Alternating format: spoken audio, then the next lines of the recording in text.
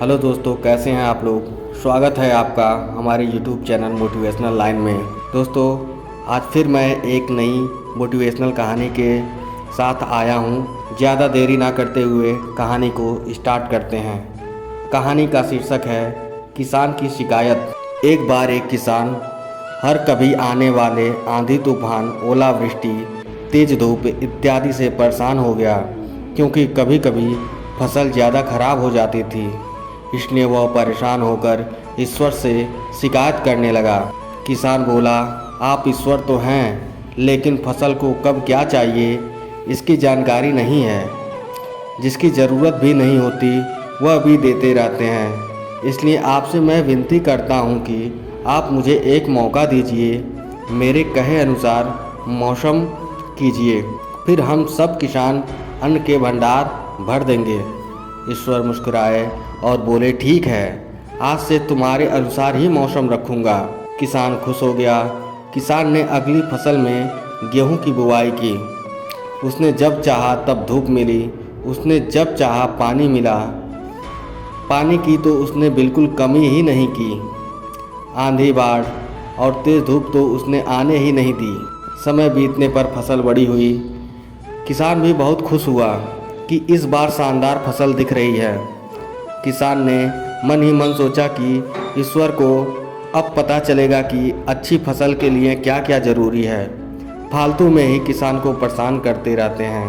किसान फसल काटने के लिए खेत पहुंचा। गेहूं के पौधे को बालियों को हाथ लगाया तो उसके पैरों तले ज़मीन खिसक गई।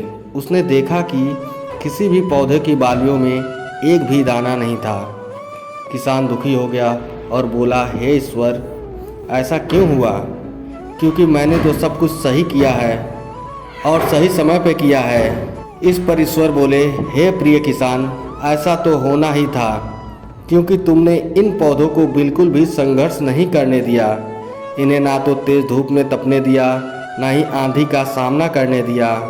इन्हें किसी भी प्रकार की चुनौतियों का सामना नहीं करने दिया। इसलिए बाहर से भले ही अच्छे दिख रहे हों, लेकिन ये अंदर से बिल्कुल खोखले हैं। इनके अंदर कुछ भी दाने नहीं हैं। पौधे जब विभिन्न चुनौतियों का सामना करते हैं तो उनमें ऊर्जा पैदा होती है। यह ऊर्जा उनके अंदर सही सामर्थ्य पैदा करती है जिनके लिए वह बने हैं।